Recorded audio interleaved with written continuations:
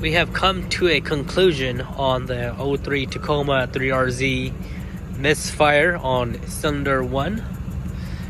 We're getting a P0301, P0351. We got new spark plugs, got new fuel injector, checked out the fuel pumps, checked out all the fuse relay, checked out the coils, and all that checked out good. And then just got done doing a compression test today, and cylinder 1 has 0 compression. So we have a dead cylinder. I was expecting to get at least a little bit of compression, maybe 60, 70, 100, but come to find out, cylinder has 0 compression.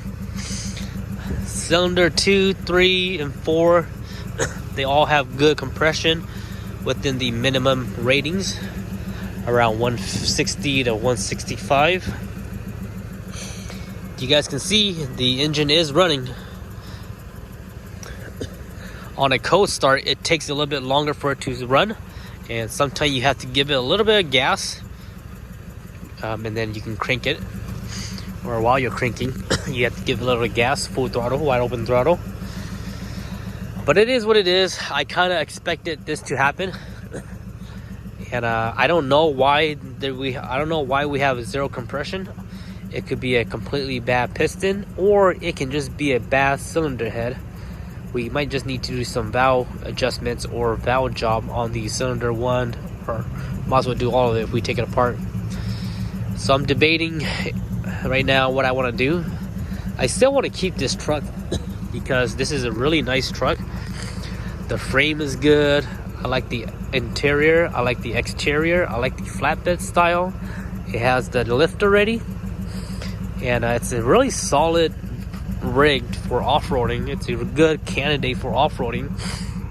And the engine was really clean. If you look in the engine bay, it looks completely stock. But the thing about that is, when you see a car that has completely nothing untouched, when you find a vehicle that hasn't been touched in the engine bay, that usually means 2 things. It means that yes, the vehicle is running good and didn't need any service, or number 2, the owners don't know how to tune up their vehicle, or don't pay attention to their vehicle, and they just drive the heck out of it. And usually that's what happened. A lot of people that don't know too much about cars or trucks, they'll just run their vehicle until they completely die and don't ever do any maintenance. Some people don't ever open the hood of their car or their vehicle. It's crazy, but there's people out there like that. So when I saw this engine bay, I was like, man, it's a super clean engine bay, but it has a check engine light. I'm assuming they didn't take too much care about it, or they didn't address the issues, if there's any issues. So I think I'm gonna keep this vehicle. I want to keep it. I want to put some work into it. I want to put some money into it. Right now, I have to do, if I want this vehicle running, I have to make sure I solve that issue or fix that issue, these bad cylinder. I'm guessing I'm gonna need new cylinder head. I might as well just get a full new engine, depending on how bad it is. I honestly, if I'm gonna tackle this job, I gotta remove the head first and see how bad it is. Maybe it's just bad valves and stuff like that. And then once I take that off, I can see the cylinder and the actual piston and see if that's good. And if it's rebuildable, or if I just need new head, then yes, that's definitely a go for me. But if I'm gonna have to rebuild the whole engine, I might as well just pull out the whole engine and either do a full rebuild, or just order a brand new engine, or find an engine locally in town. The thing about me is that I've been doing these Toyotas for a while, and I have, or at least for the last couple of years, and the only engines I see people mostly work on, or at least things that are for sale, is mostly like 22REs, 3.0, and 3.4. I don't see a lot of people, at least locally in my area, with 3RZ or parting out 3RZ. So maybe I can find a 3RZ used locally that's still good, and I can just drop it in here. That's the cheapest ideal way of doing it. But we'll see what happens, guys. So most likely I'm gonna need a new engine, and then I have to change out the steering rack, the rack and pinion, which I already have. I have it for the 4Runner. I got new tie rods on order. The CV axle are completely ripped, so the boots are ripped. So I'm gonna have to do CV axle if I plan to keep it. For right now, I'm not gonna do it because I want to take care of that stuff first. And then it's rubbing a little bit, so I gotta take care of that. That's easy, that's cheap and free. I just gotta pound the pinch wheel. But other than that, guys, everything else is just little minor stuff. Get the engine running and then just fix the rack and pinion with new tie rods and new ball joints. So I might be looking at another $2,000 to $3,000 if I want to put it into here, which is not bad because at the end of the day, I basically got this truck for free. I didn't tell you guys what I paid for it, but I figured I should tell you guys because you guys know me. I like to tell you guys what things cost, just like my 3/4 swap and stuff like that.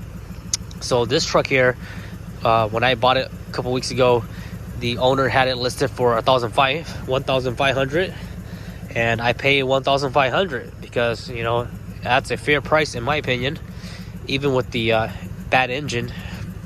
So at the end of the day, I basically got this car for free, this truck for free, because I sold my red Yoda, red Tacoma, for $2,000. And the red Tacoma, you guys all know about the red Tacoma. That was basically free because I bought that for $300, and then I sold the tires, the toppers, and everything else, and I made money back on the red Tacoma to fund the build on the red Tacoma.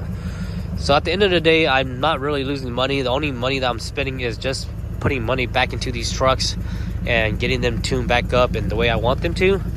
So for having a free truck and having to get the work done on the engine and a few rack and pinion tie rods, I think I'm gonna go ahead and keep this truck and slowly build it.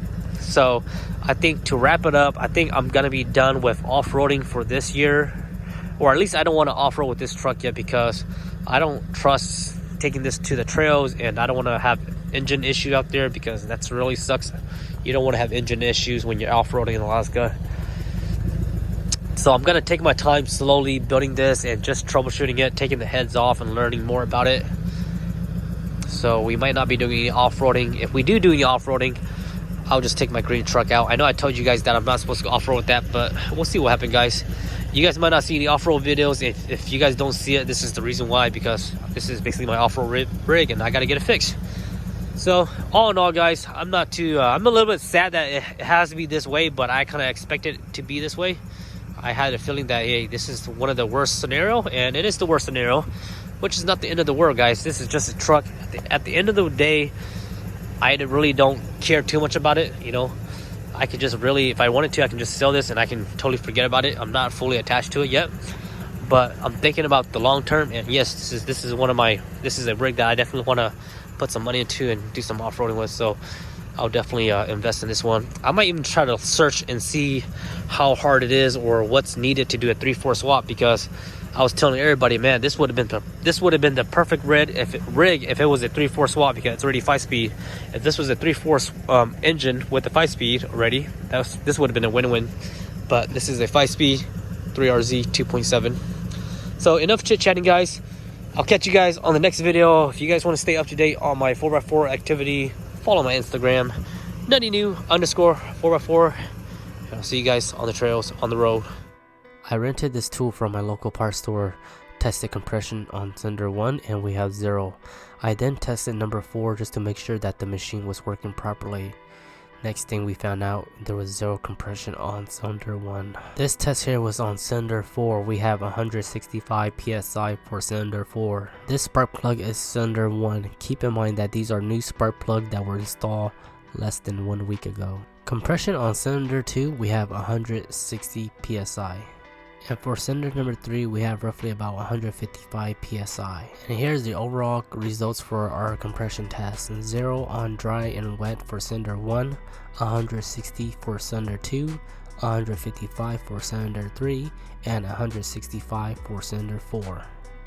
In the next following day, I'll go ahead and start removing the valve cover. I'll do more research and I'll let you guys know what I decide to do. Until next time, I'll see you guys on the next video. Bye bye.